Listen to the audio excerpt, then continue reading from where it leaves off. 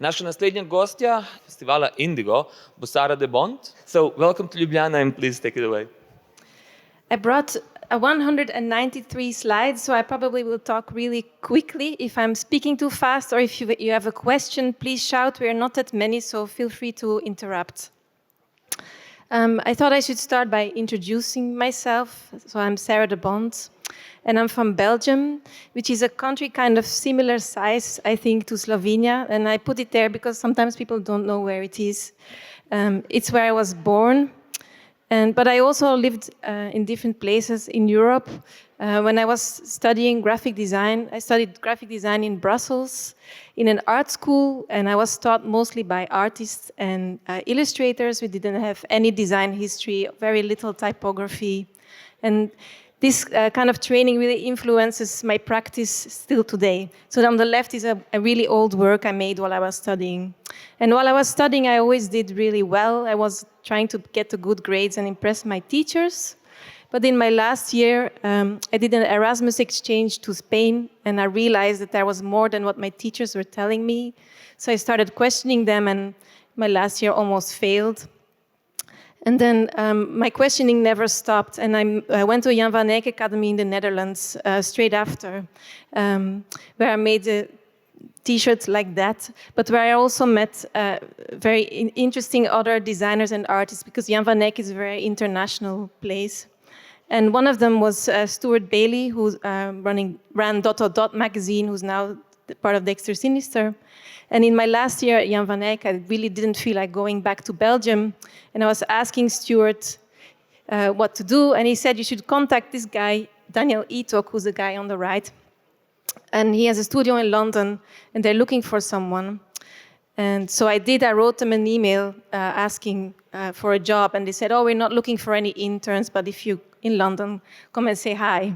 And so I took the Eurostar train and ended up working for them. So I moved to London with one suitcase, and I was there for 13 years, and then moved back to Belgium with a truck full of stuff. And this is the kind of things we would do for the studio. So this is a giant ad campaign for a TV program, Big Brother. I'm sure you had your version of Big Brother. At the same time, the studio would do stuff like this, which is one day they were doing roadworks, and Dan printed off a piece of paper that said treasure and buried it into the ground. And the image on the right is where the studio was. And so Foundation 33 was run by two guys, Daniel Etok and Sam Solhog, and they both lived in the studio. And the studio was like the size of that entrance desk, maybe. And they had built a cubicle in the corner, and on top of the cubicle, Dan would sleep, and in the basement, in a tent on an airbed, Sam would sleep. Yet they worked for massive clients like Channel 4. But I really learned from them to take your own practice and your own work just as seriously as working for clients, and not to be afraid and just to say yes and just have a kind of can-do attitude. Like a client would come to the studio and ask, oh, have you done motion typography? And they say, oh, yeah, no problem, but they had no clue. Or one day, Piaggio came for a big pitch, and we called in all our friends to come and work on laptops to pretend that we were bigger than we were. But after working for them for a year, I got really a bit bored with working for a boss because we never had direct contact with the clients. And Dan he's more of an artist now, but he was really he had very specific rules, like we could only use accidents grotesque and stuff like that. So one evening at an opening, I met a guy called James Goggin, who was in the same school as Dan, and we realized that we had both designed the same cloud, which is, you can see it. I don't know if you can see my mouse, no. Well, it's there in the picture. And I was complaining to James about having a boss, and James said, oh, I need to rent a studio. Why don't you rent it with me? I can pass on some work because I have too much work, but I don't want to have an employee. So that's how I was able to set up my design studio in about 2002. And in 2008, something else really special happened, which is I met my husband. He's called Anthony Hudek, and he's an art historian, and we were figuring out what an art historian and a graphic designer can do together, and so we came up with this idea of occasional papers. And Occasional Papers is a publishing house, and our books are over there. And we do books that are kind of they're always very affordable. We want to keep them affordable so that students can buy them. We try and focus on people or histories that are forgotten. So not the big, well-known stories that everybody knows, but maybe the less successful people. And they're within our fields. So within art history, within graphic design, we've done some architecture and some film. And then this is the last bit of my introduction. 6 years ago, we moved back to Belgium, and this is the school where I teach. This is how we mow the lawn. And I was asked by the school to start a PhD. And so I will tell you a little bit about that as well. And while last year I was involved in this project at the school. It's called Wiki Women Design. And with my students, we've been writing Wikipedia articles on female designers. And it's been a really amazing project of female Belgian designers. And loads of schools were involved, and it looks like right now there are more female Belgian designers than male Belgian designers on Wikipedia. It had a big impact. But part of the project, someone also wrote a Wikipedia page in Dutch about me. And this is a translation. And so it says, I'm a Belgian graphic designer, teacher, curator, researcher, and publisher. And it really got me thinking, like, how can someone be 5 things? How can you do all of these things well? Maybe I should rethink myself. This is becoming too fractured. When Aydin asked me to talk about my practice, I was like, what is my practice even anymore? And these are all ways to make money in a way as well. It's important that that's said. But so I thought rather than maybe what should I talk about? And I figured out that maybe what binds it all together is publishing. That maybe all these things are a form of publishing. Graphic designing, curating, teaching, publishing, all influence that. So I thought maybe I could structure my talk today around publishing. And I looked up what it means, and this is a kind of bastardized, shortened version of what's in the dictionary, and organize it in 3 categories. So my talk is structured in 3 sections. And everything I do is kind of bunched into that. And the first part is to make known, is to announce. It's kind of more like publicity, is to shout. And I think today is kind of funny, but it's what Ariana ended with. But what we most need to make known today is climate change. And so I thought I'd show you this research project we did a while ago. Actually, it's a design project. And it's for the Barbican Art Gallery in London, who did an exhibition of artists who are interested in ecology. And with projects such as these 2, for example. And we took it initially was a pitch. So they asked us to come up with a graphic identity for the exhibition and the catalog. And we thought rather than making a fancy logo, we should always, when I try to do pitches, I try to do something that I'm going to get out something, even if I don't win the pitch. So we use this as a starting point to research into how the importance of graphic design and the ecological impact of graphic design. For example, I still, even today, get crap through the mail of plastic envelopes like this, or fake printed packaging to make it look ecological. These are all things decided by graphic designers. Actually, graphic designers have a huge responsibility for the environment, because we are the ones specifying the recycled paper, the size of the book, the use of plastic packaging to protect the book, etc. So I thought maybe it's time to find out really. And this was in 2008. We still had widgets. Now we have apps. But for example, there was this sustainable design widget where we discovered, for example, how toxic fluorescent inks or specific metallic inks can be. We found this cheesy typeface which has holes in it. To try and save ink when you're printing on your inkjet printer. It's a kind of ugly looking typeface, but I really like the idea. And so for the pitch, we presented just like a list of a document to the Barbican on how they could improve their organization. And we made a kind of manifesto for ourselves. And so things that are good to avoid is spot varnish, foil blocking, metal ink, shrink wrapping, laminating. Try to keep it small, always thinner paper, lesser colors, printing local, etc. And we used this as our manifesto when we won the pitch. And we also did some experiments in the studio, like painting with beetroot juice or coffee, or growing our own typography. And we proposed that if someone wanted to watch a video, they'd have to bicycle power it. But then we won the pitch, and what had the most impact was this proposal to reuse the old exhibition. So this was the exhibition that was on at the time. And so rather than designing fancy new furniture, we suggested to use the old walls for the new exhibition.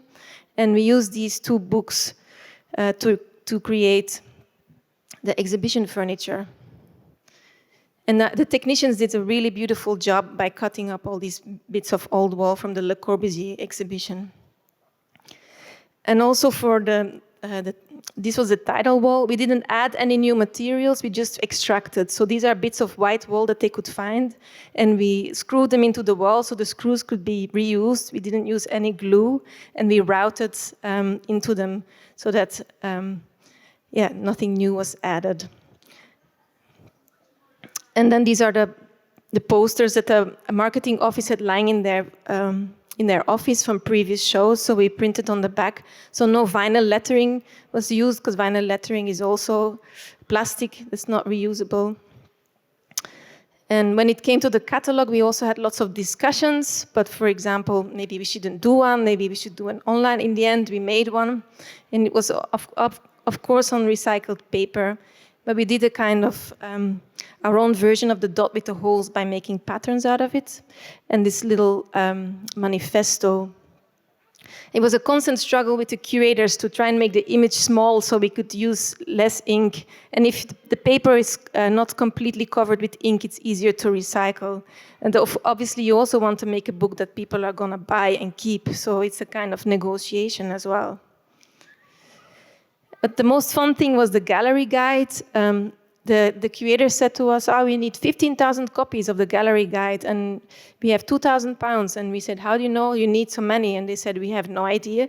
So we managed to convince them to give us the budget, the £2,000, and we bought a Resolve machine for our studio with that money, and we took them over on the bus. So every time they ran out of gallery guides, we brought them, and we ended up printing seriously only half of the amount of gallery guides. We had paper in our studio for the next 5 years and a machine for free. Sometimes it's interesting to think about set ways of doing things.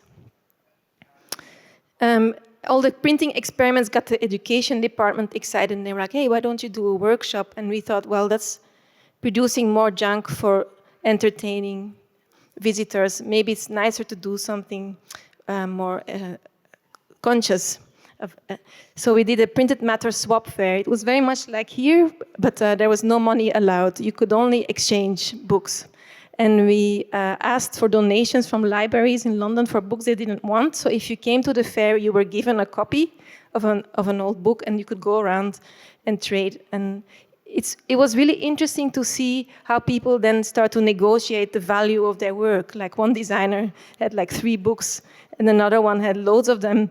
And it's like, what is the value of what you make? So this was in 2008, and right now we're working on a new document. So I thought you could take a picture with your phone if you want. It's a Google Doc. It's very much inspired by Raymond Tejada's Decolonizing Graphic Design. And it's for today. Everybody can contribute. Please, if you have a look at it, with tips on ecological graphic design now. Like, what can we do right now as graphic designers? It's a list of tips on reading material and stuff like that, but I'm really looking for input, so please go and add to it. Thank you.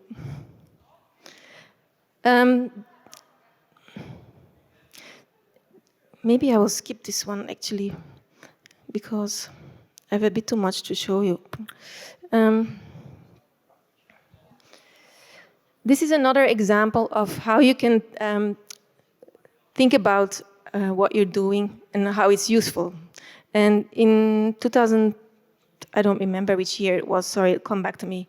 We were invited to do the identity for an art fair in Turin. And there are two really well-known art fairs. One is Frieze Art Fair in London and in Miami and in, I think, Hong Kong. And oh, maybe not, that's Basel. Anyway, and Basel Art Fair, those are like the main art fairs. And one uses photography, by Graphic Thought Facility. It's always really beautiful images of the park. And the other one uses really strong typography and colors. And so when we were invited to do the identity of Artissima, we were like, how can we generate images that's copying neither one of them, not typography, not photography? So we came up with this idea to work with data visualization. And we made the Office for Statistics, and we decided that every single thing we produce would have a different statistic. Also with the idea that maybe it would be useful. So for example, we started off really simply with statistics about the mail. If you received a letter, then on the back of it would be statistics about mail. This is the opening invite, which had statistics about the press, like how much online coverage there was, or the ages of the galleries, so you could see how old the galleries were taking part in the fair. It was actually an insane amount of work, because even every business card had a statistic on it. We decided that we wouldn't produce anything that wasn't also useful or that had like a new piece of information on it. And this is, for example, the galleries taking part in the fair from when the fair was founded until the issue that we were involved in. And from that, you can see that in the beginning there were loads of Italian galleries, not so many nationalities, and towards more recent years, way more international galleries, and way more German and French and British galleries represented.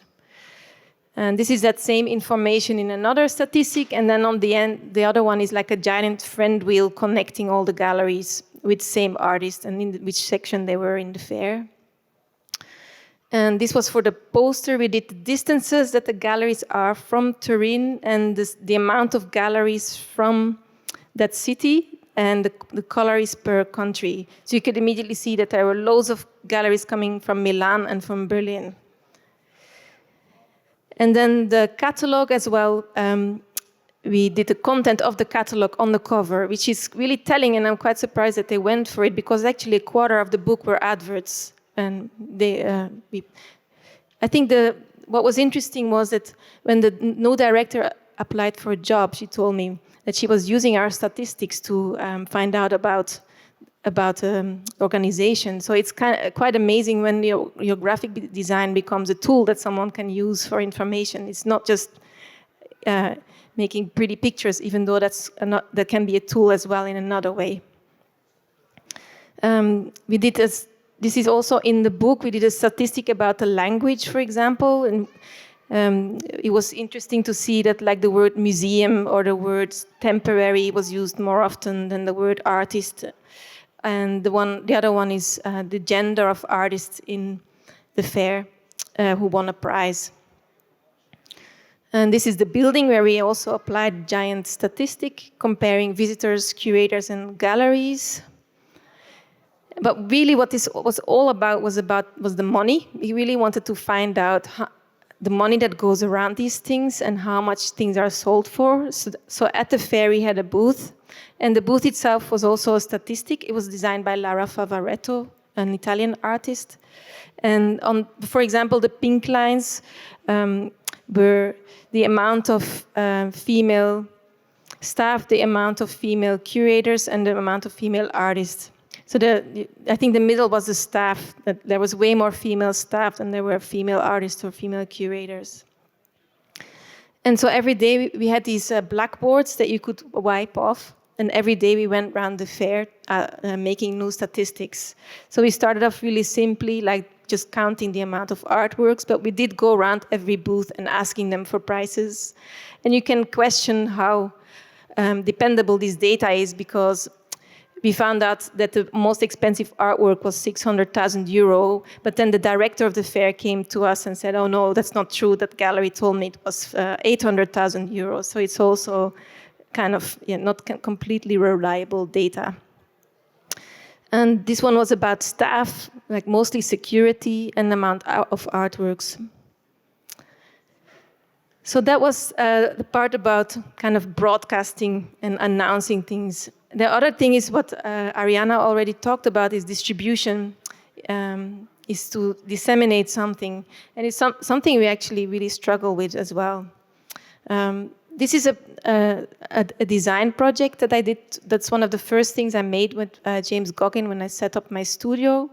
We were invited by Camden Art Center to think of a gallery guide and think of a system whereby you could collect the gallery guides. So it's a kind of way of producing a publication over time and distributing it in another way and keeping it. And this is the very beginning of occasional papers. And it has a lot to do with distribution. In 2008, a friend of mine, Fraser Muggeridge, went to see this exhibition in South London by a guy called Ken Briggs. And he was one of the first to use the Swiss style in England. And he worked a lot for the National Theatre. And the exhibition was in Pump House Gallery, a place I never heard of. And Fraser said, "Oh, it's amazing, nobody knows about it."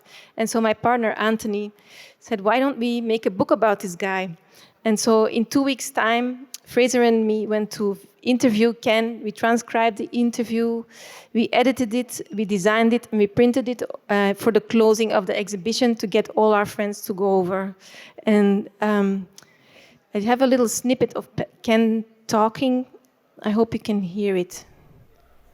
And one of the students did say, "Why don't you give a talk about it?" Oh, it's not loud enough. I can tell you what he's saying. So I did. He's basically saying that when he was invited to give a talk, he would be too shy, so we just like fast forward his slides and they'd ask him to do it again. So that's why we started occasional papers for people like Ken, who are not good at promoting themselves, but whose work is equally amazing, not to be forgotten.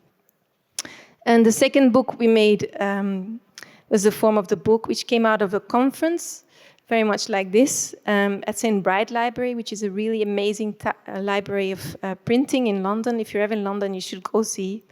And every year they have a fundraising conference, and they asked Fraser and me to organize it around book design. And we thought rather than having 10 designers show you their slideshow of their beautiful portfolio, it would be good to open it up and do it around, have different types of people talking about graphic design. Like, for example, James Goggins spoke about Gordon Matta Clark, an artist who made his own books.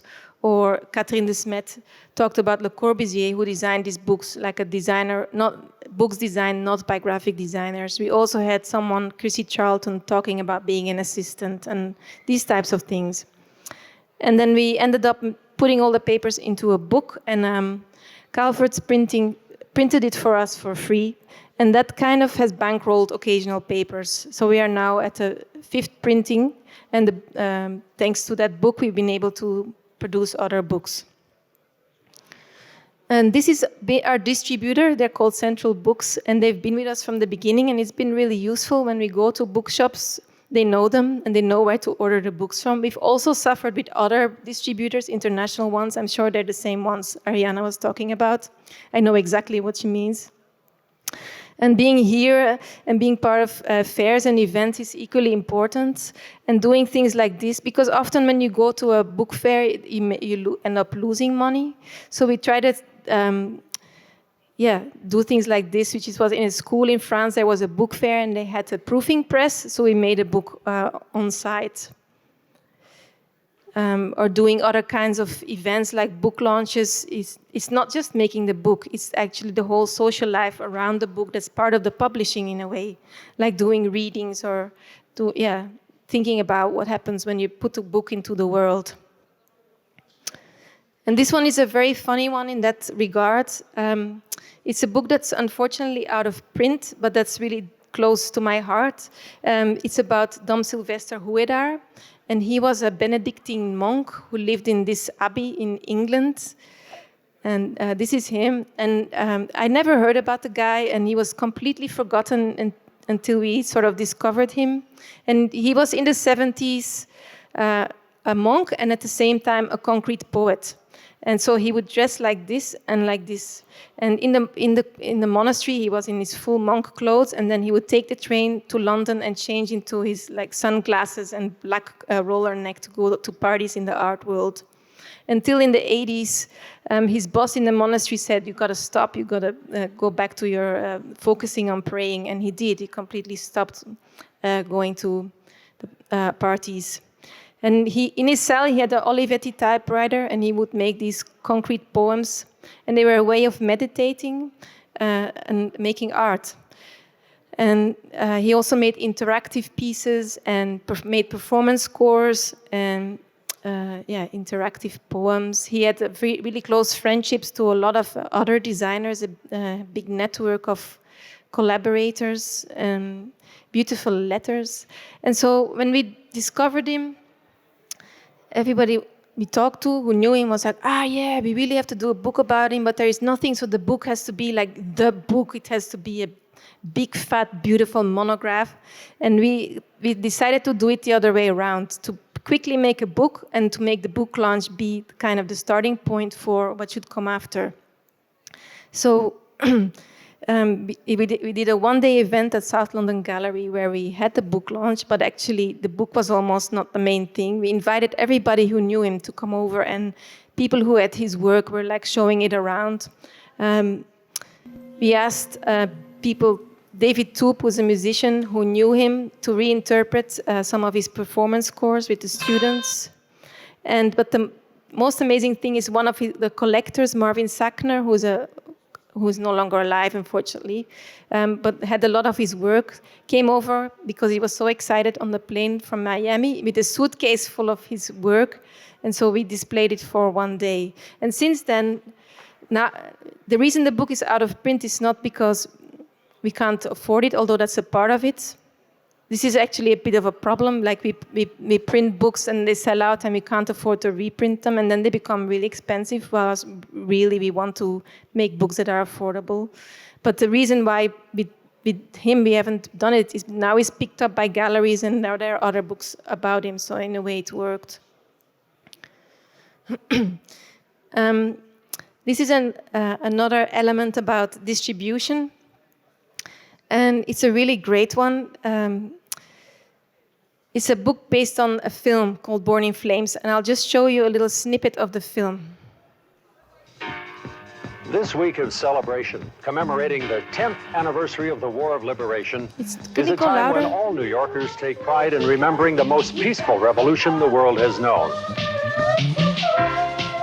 It is time to look back on the events of a decade ago, to consider the progress of the past 10 years, and to look forward to the future. Of America's mysteries, not denied.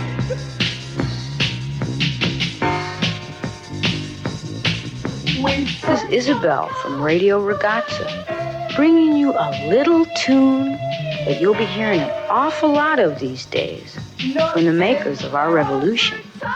You might not be hearing it here, but you'll be hearing it everywhere else you go. Happy anniversary.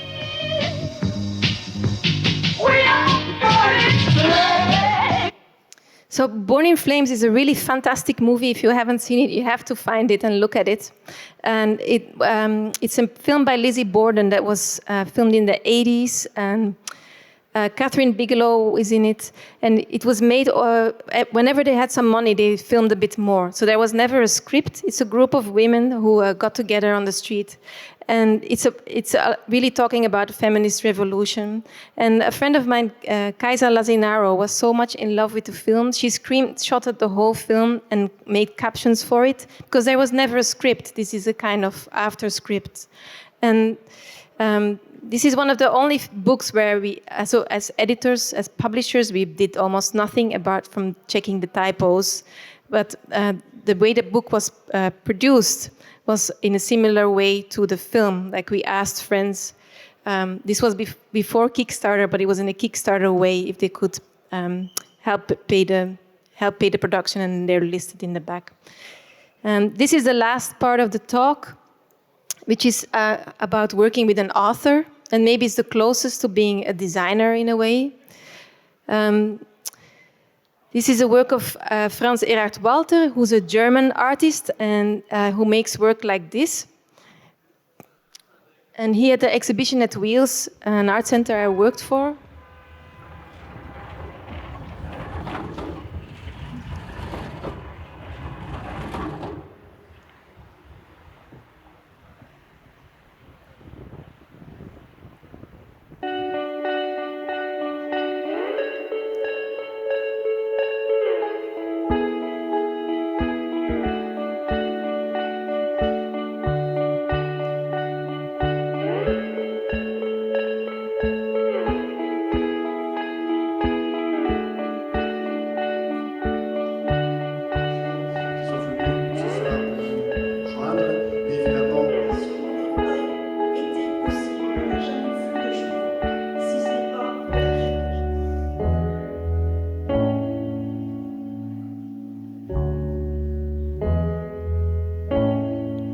So, as you can tell from the video, his work doesn't exist unless people are interacting with it.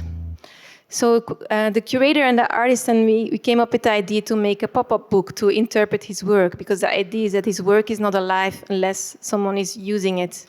But I never made a pop-up book before. It's kind of mental a thing to do technically.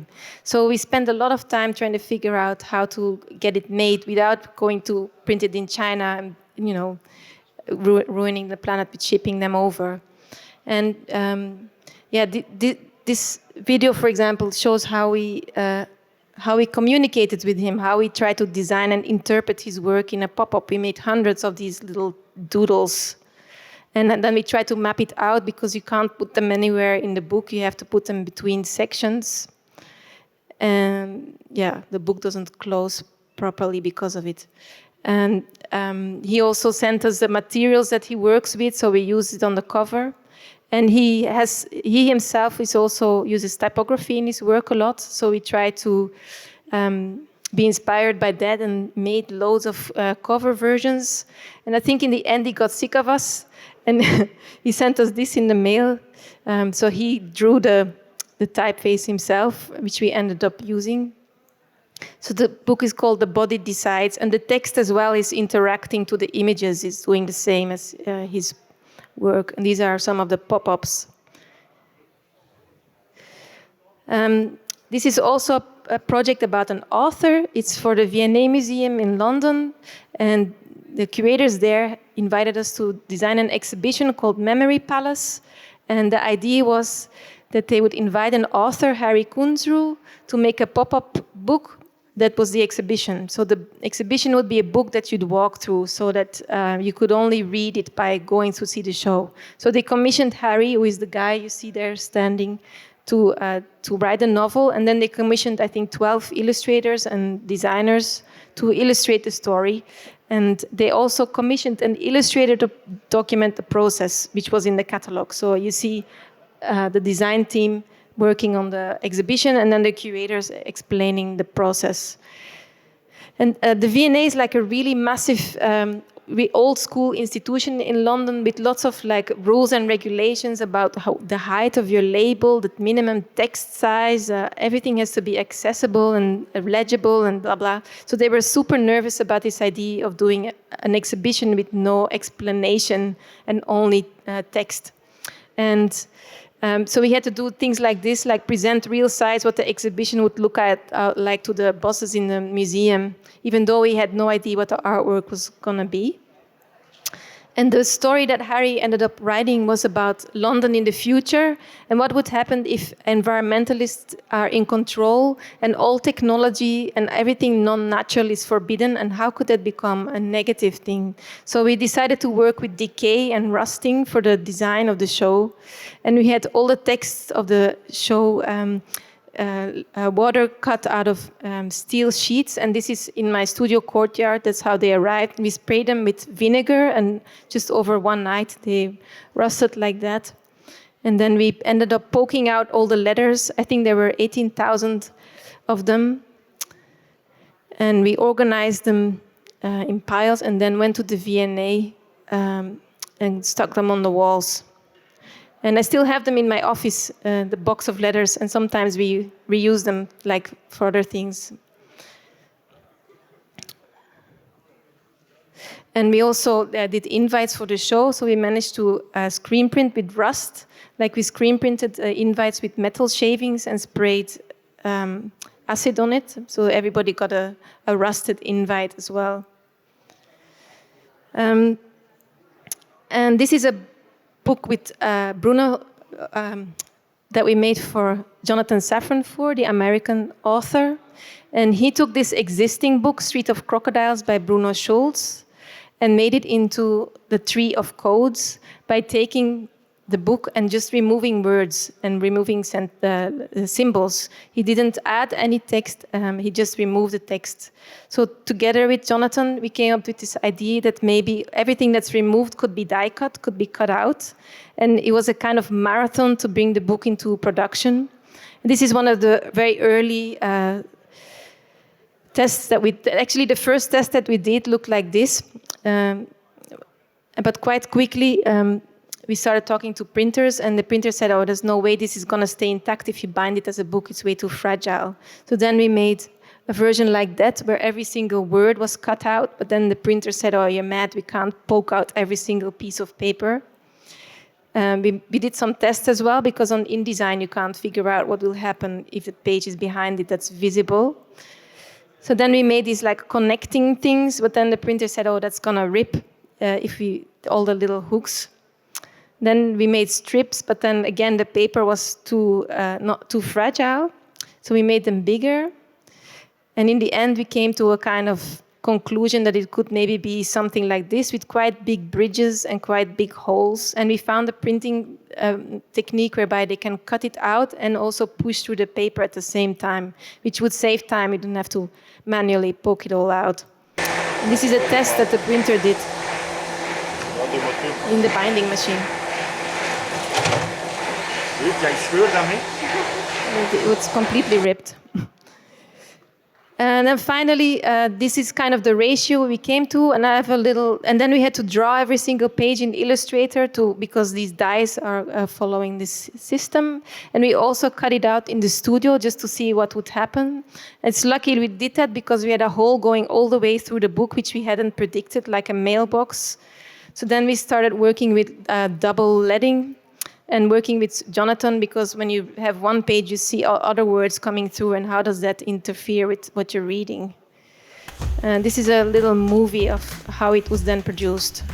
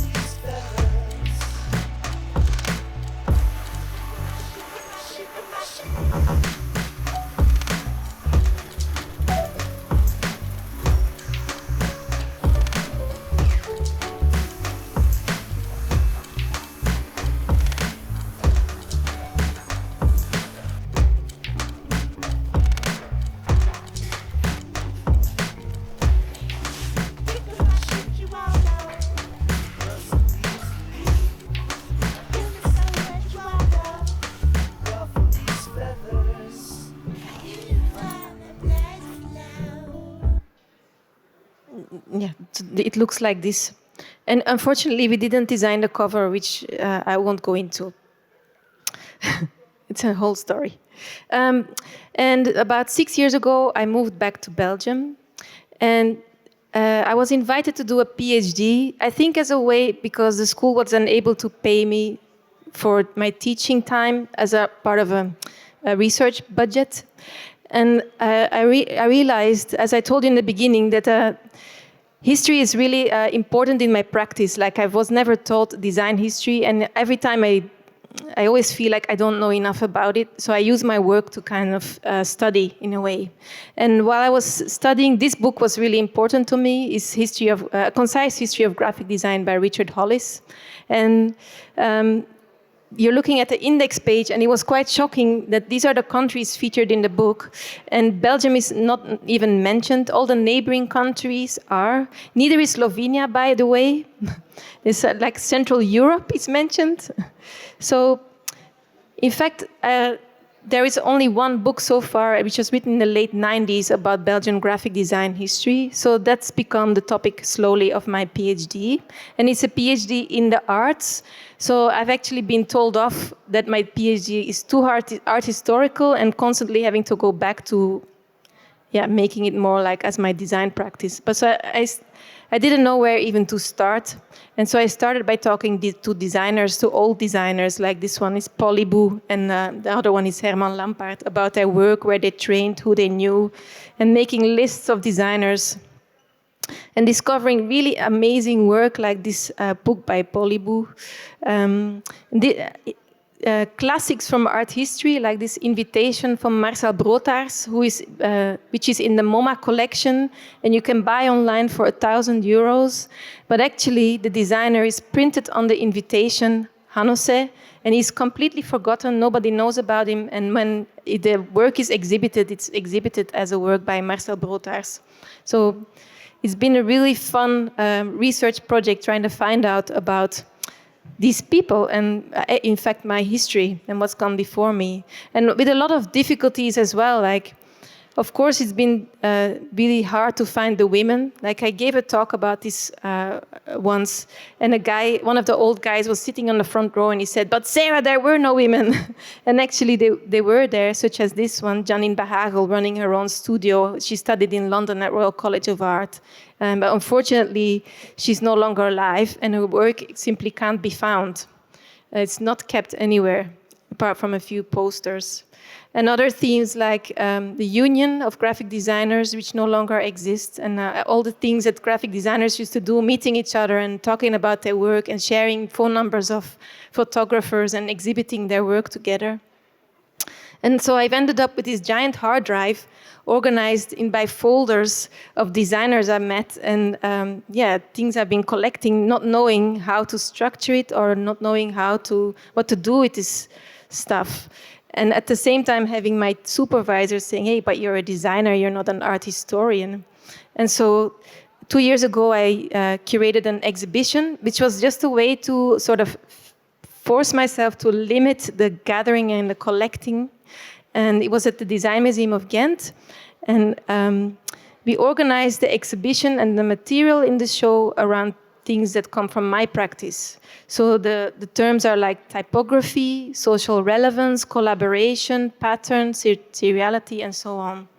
And so, this is a video.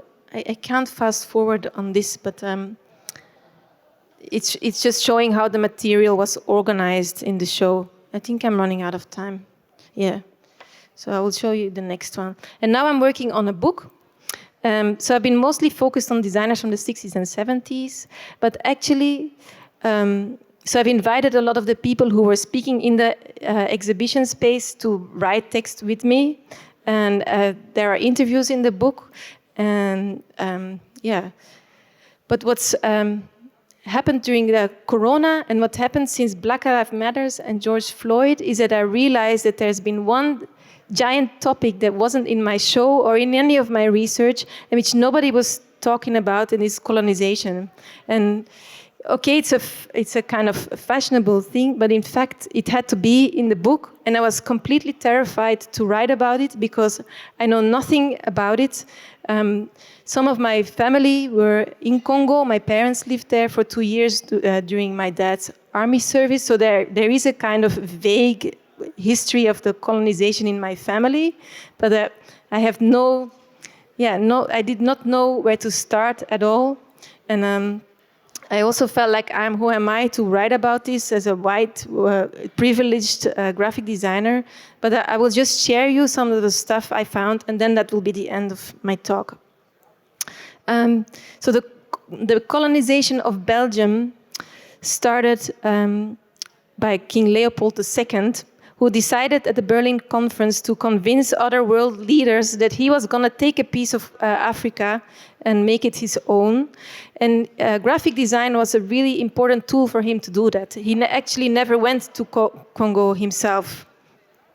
And this guy, Alphonse Jules Wouters, produced a magazine called Mouvement Géographique, and they made endless amounts of maps, including this one, the first one, for example, where you can see how Leopold managed to convince all the Western leaders, that he should get this piece of Africa without any other African leader part.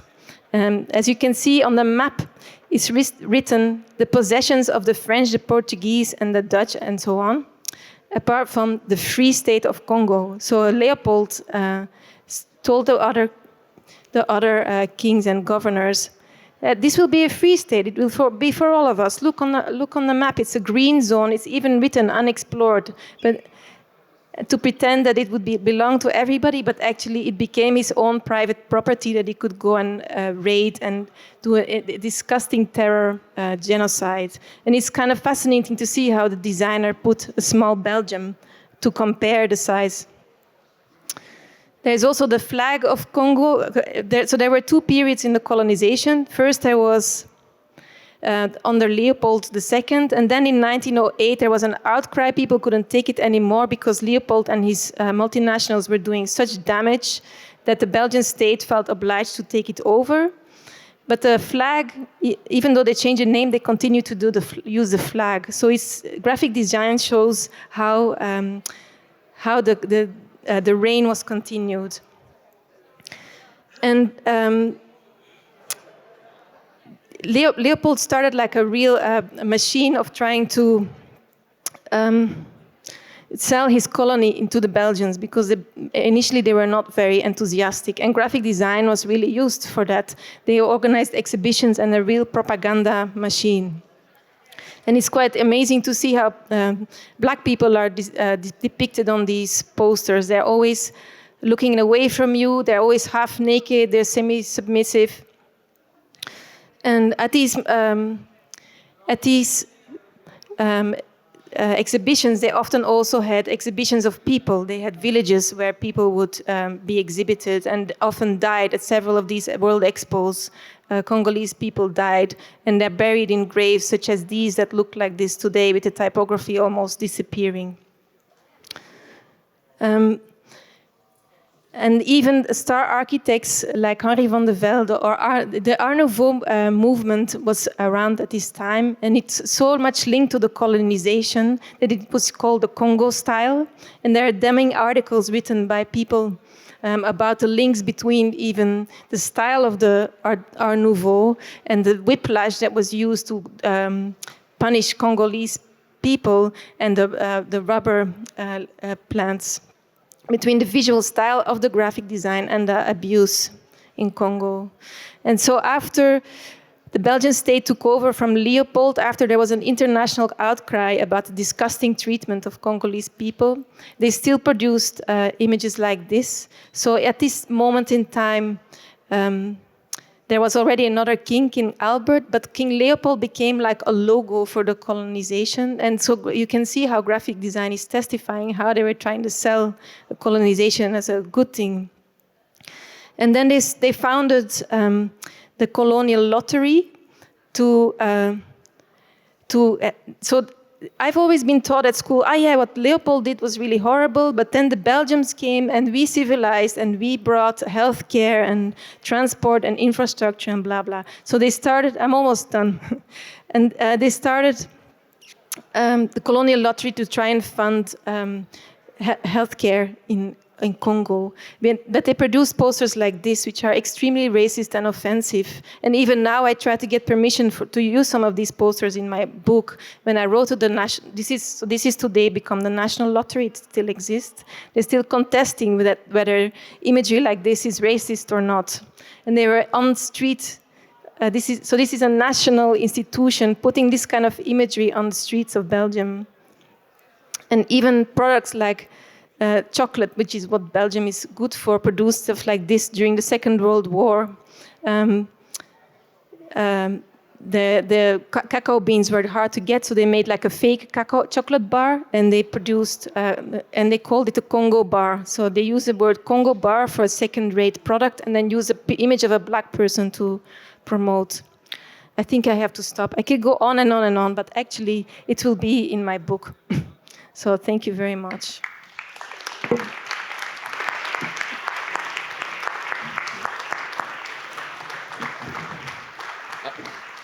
Thank you very much. Just when is the book due? I'm hoping to send it to print in 2 weeks, so hopefully before Christmas. And it's going to be published by Occasional Papers? Yes. Okay. Okay, so we have time before the next talk, maybe for 2 questions. So if anybody has a question, please raise your hand.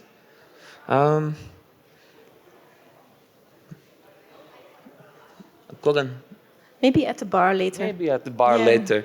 But I just want to ask one question. I mean, I know it's not really like, but I mean, you have all these different amazing things, and I know each one of them is like baby. So it's never nice to ask for favorites. But do you have a favorite project or a favorite book? I don't know. No. I think, no.